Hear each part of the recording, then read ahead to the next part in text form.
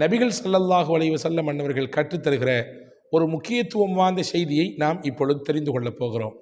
சையதுனா Umar ரலியல்லாஹு அன்ஹு அவர்கள் அறிவிப்பு செய்யக்கூடிய ஒரு நபிமொழி. நபிகள் பெருமானார் ஸல்லல்லாஹு அலைஹி வஸல்லம் அன்னவர்கள் சஹாபாக்களை நஜித் என்ற ஒரு பகுதிக்கு அனுப்பி வைத்தார்கள். ஒரு போர், அந்த போரில் கலந்து கொள்வதற்காக வேண்டி பெருமானார் அனுப்பி வைத்தார்கள். போன படை மிக விரைவாக போய் அந்த போரை முடித்துவிட்டு எக்கச்சக்கமான கனிமத்தோடு, போரில் கிடைக்கப்பட்ட வெற்றி பொருட்களோடு மதீனாவுக்கு திரும்பினார்கள். போனது ரொம்ப தூரம், ஆனால் கிடைத்த வெற்றி மிக எளிதாக கிடைத்து விட்டது. ஆனால் கிடைத்த போரில் வெற்றி கொள்ளப்பட்ட பொருளோ எக்கச்சக்கமாக இருக்கிறது. இந்த படை வந்தவுடன் இங்கே மதீனாவிலே இருந்த சிலர் பேசிக்கொண்டார்கள். எப்படி பேசினாங்க தெரியுமா? எவ்வளவு சீக்கிரமாக போயிட்டு நிறைய பொருட்களோட, நிறைய போர் செல்வங்களோடு வந்திருக்கிறாங்களே, இந்த மாதிரியான ஒரு படையை இதுவரை நாங்கள் பார்த்ததே இல்லை என்று சொன்ன பொழுது நபிகள் ஸல்லல்லாஹு அலைஹி வஸல்லம் இதை கேள்விப்பட்டு சொன்னார்கள், அலா அதுல்லுக்கும் அலா கௌமின் அஃதல கனீமத்தன் வ அஸ்ரஉ ரஜஅத்தன். நீங்கள் இந்த படையை பார்த்து, இந்த போய் வந்த இந்த குழுவை பார்த்து ரொம்ப சீக்கிரமாக வந்துட்டாங்க, ஆனால் அதிகப்படியான கனிமத்தோடு, அதிகப்படியான செல்வத்தோடு, போர் செல்வத்தோடு வந்திருக்கிறார்கள் என்று சொல்கிறீங்க. ஆனால் இதை விட ரொம்ப சீக்கிரமாக செஞ்சிடலாம், ஆனால் செஞ்சால் எக்கச்சக்கமான நன்மை கிடைக்கும். போரில் கிடைக்கப்படுகிற அந்த கனிமத் பொருளில் இருக்கக்கூடிய அந்த அளவை விட கூடுதலான அளவை அல்லாஹு தாலா அவர்களுக்கு தருவான். ஆனால் செய்யக்கூடிய வேலை ரொம்ப கம்மி, ரொம்ப சீக்கிரமாக செஞ்சு முடிச்சிடலாம். அந்த கூட்டம் யாருன்னு உங்களுக்கு சொல்லித்தரட்டுமா? அந்த செயல் என்ன அப்படின்னு நான் உங்களுக்கு சொல்லித்தரட்டுமா என்று பெருமானார் ஸல்லல்லாஹு அலைஹி வஸல்லம் கேட்டுவிட்டு சொன்னார்கள், கௌமுன் ஷஹிது ஸலாத்தல் சுபஹி சும்ம ஜலசு யذ்குரூனல்லாஹ் ஹத்தா தலஅத் அலைஹிமுஷ் ஷம்ஸ். ஃபஜர் தொழுகையில் ஜமாத்தாக கலந்து கொள்கிறார்கள். ஃபர்ஸ்ட் பாயிண்ட், ஃபஜர் தொழுகையில் ஜமாத்தாக கலந்து கொள்கிறார்கள் தொழுது முடித்ததற்கு பிறகு. செகண்ட் பாயிண்ட், தொழுத இடத்திலேயே அமர்ந்து சூரிய உதயம் வரை அங்கேயே உட்கார்ந்து அல்லாஹ்வை திக்ர் செய்கிறார்கள். இந்த கூட்டம்தான் உலாயிக்க அஸ்ரஉ ரஜஅத்தன் வ அஃதலு கனீமத்தன். ரொம்ப சீக்கிரமா வெற்றியை பெறக்கூடியவர்கள். இவங்களுக்கு கிடைக்கக்கூடிய கனிமத், போர் செல்வங்களில் இருக்கக்கூடிய அந்த கனிமத்தின் அளவை விட கூடுதலான நன்மையை, கூடுதலான பெருஞ்செல்வத்தை பெறக்கூடியவர்கள் இந்த மக்கள் தான் என்று பெருமானார் ஸல்லல்லாஹு அலைஹி வஸல்லம் சொன்னாங்க. இந்த ஹதீஸில் 2 பகுதி இருக்குது. ஒவ்வொன்றா நான் சொல்கிறேன் உங்களுக்கு. ஃபர்ஸ்ட் பார்ட், ரசூலுல்லாஹி ஸல்லல்லாஹு அலைஹி வஸல்லம் ரொம்ப எளிமையான முறையிலே அதிகப்படியான நன்மையை பெற்றுக்கொள்வதற்கு முதல் தகுதியாக பெருமானார் நிர்ணயம் செய்யக்கூடியது ஃபஜர் தொழுகையை ஜமாத்தாக தொழுதல். அன்புக்குரிய சகோதரர்களே, ஃபஜர் தொழுகை என்பது மிக மிக முக்கியமான தொழுகை. நீங்கள் கேட்கலாம், அப்போ மற்ற தொழுகைலாம் முக்கியம் இல்லையான்னு. எல்லா தொழுகையுமே முக்கியம்தான், 5 வக்து தொழுகையுமே முக்கியம்தான். அதில் கூடுதல் முக்கியத்துவம் பெறுவது அதிகாலை தொழுகை, ஃபஜர் தொழுகை. இன்றைக்கு சமுதாயம் மிகவும் கவனக்குறைவாக இருக்கக்கூடிய தொழுகையும் ஃபஜர் தொழுகை தான். ஃபஜர் தொழுகை தொழுவதனால் கிடைக்கக்கூடிய நன்மையையும் அதனுடைய பலனையும் ஒருவர் உள்வாங்கிக் கொள்வானேயானால் வாழ்க்கையில் ஒரு காலமும் ஃபஜரை தவறவிட மாட்டாள்.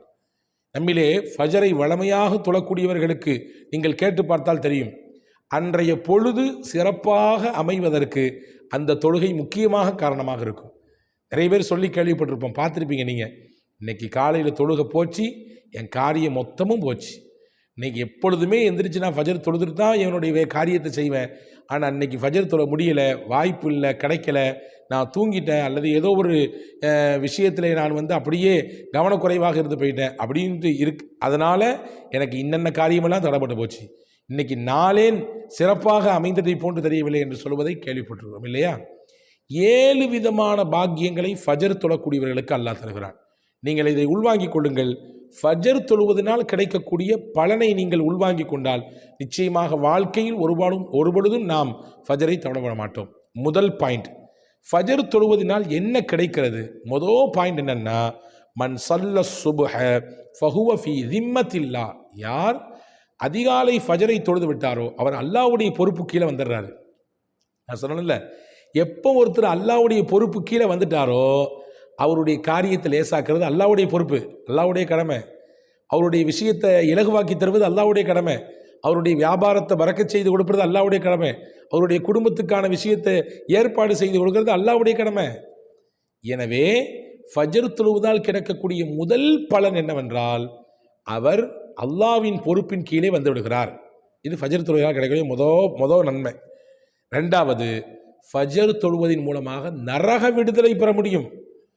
நரகத்தினுடைய விடுதலையை ஹஜ்ரத் ரசூலுல்லாஹி ஸல்லல்லாஹு அலைஹி வஸல்லம் ஃபஜ்ர் தொழுகையோடு இணைத்து சொன்னார்கள்.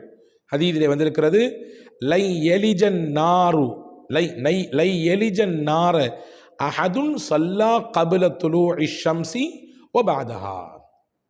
எவரொருவர் சூரியன் உதிப்பதற்கு முன்பும் சூரியன் மறைவதற்கு முன்பும் இருக்கக்கூடிய தொழுகையில் கவனத்தோடு இருக்கிறாரோ, அதை மிகச்சிறப்பாக நிறைவேற்றி விடுகிறாரோ, அவர் ஒரு காலம் நரகத்திற்குள் நுழைய மாட்டார். இப்போ நரகத்திலிருந்து விடுதலை என்கின்ற அந்த பத்திரத்தை வாங்கி தருவது ஃபஜர் தொழுகை. இது ஃபஜர் தொழுகையினால் கிடைக்கக்கூடிய இரண்டாவது பலன்.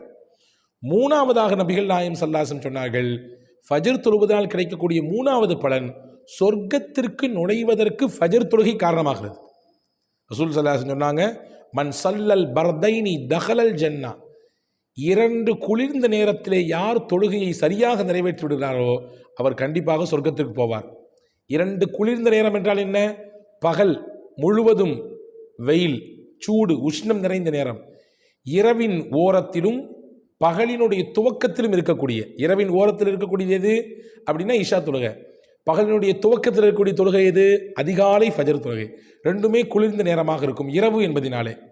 அதை யார் மிகச்சரியாக நிறைவேற்றி விடுகிறார்களோ அவர் நிச்சயமாக சொர்க்கத்திற்கு போவார் என்றார்கள் பெருமானார் ஸல்லல்லாஹு அலைஹி வஸல்லம். அப்போ ஃபஜர் தொழுவதனால் கிடைக்கக்கூடிய மூணாவது பலம், அது சொர்க்கத்திற்கு காரணமாக அமைகிறது. நாலாவது, ஃபஜர் தொழுவதனால் கிடைக்கக்கூடிய நாலாவது பலன், மலக்குகளோடு சந்திக்கக்கூடிய வாய்ப்பு கிடைக்குது. என்னது? மலக்குகளை பார்க்குற வாய்ப்பா? அது எங்கே உலகத்தில் கிடைக்கும்? நீங்கள் ஃபஜர் தொழுவ வந்தால் கிடைக்கும்.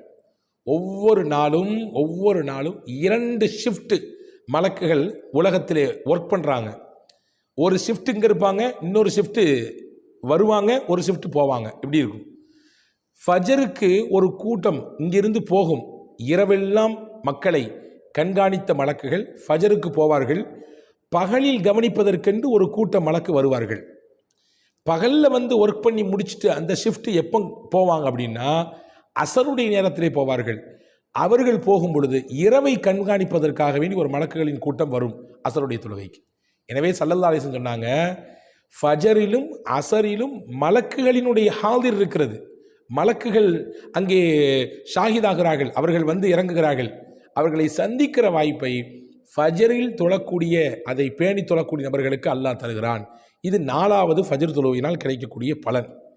5வது பலன் என்னவென்றால், முக்கியமான பலன், நாளை மறுமையிலே இருளிலும் பல்வேறு விதமான நெருக்கடிகளிலும் சிக்கி தவித்து கொண்டிருக்கக்கூடிய சூழலிலே யார் ஃபஜரை மிகச்சரியாக நிறைவேற்றினார்களோ அல்லாஹ் அவர்களுக்கு தன்னுடைய பேருளையை கொடுத்து பாதுகாப்பான்.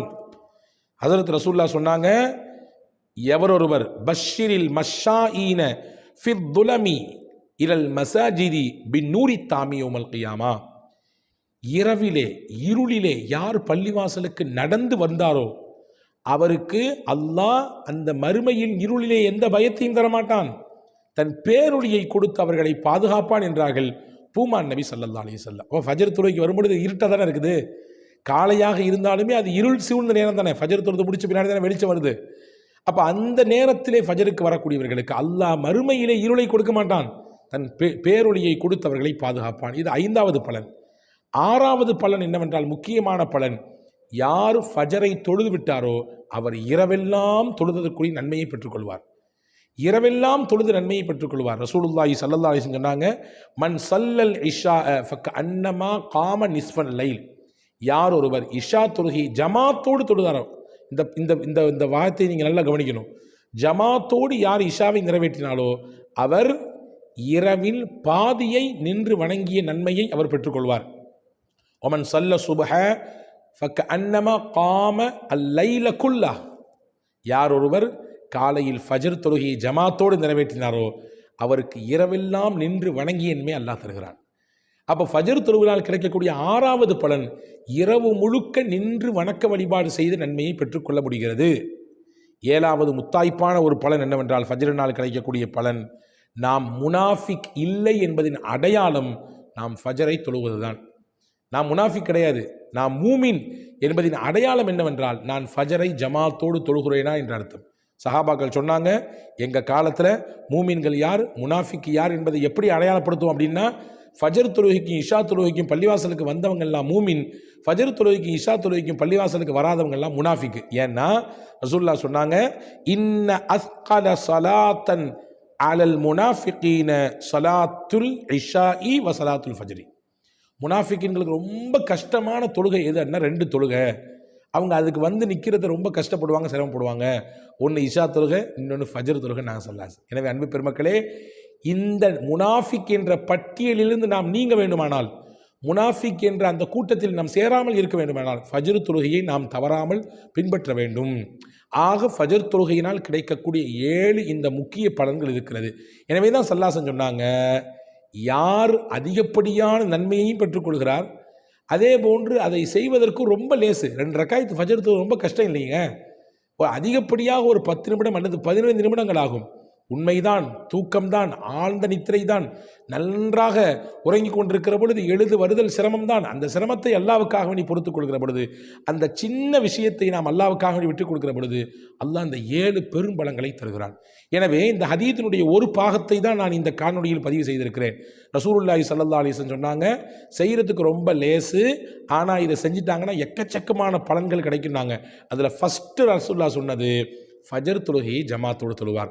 வல்ல ரஹ்மான் அல்லாஹ் ஜமாத்தோடு பேணி தொழுகிற நல்ல பாக்கியத்தை ஃபஜரை இனிவரும் காலங்களில் ரமதானில் எப்படி நாம் இதே போன்று உற்சாகத்தோடு இருக்கிறோமோ, ரமதான் கழிந்ததற்கும் இதே உற்சாகத்தோடு நாம் ஃபஜரை நிறைவேற்றக்கூடிய நல்ல தௌஃபீக்கை அல்லாஹ் தருவதோடு, இந்த 7 பெரும் பலங்களையும் அனுபவிக்கக்கூடிய வாய்ப்பை, அதை பெற்றுக்கொள்ளக்கூடிய பாக்கியத்தை உங்களுக்கும் எனக்கும் எல்லா மக்களுக்கும் அல்லாஹ் வழங்குவானாக. வஸ்ஸலாம். அஸ்ஸலாமு அலைக்கும்.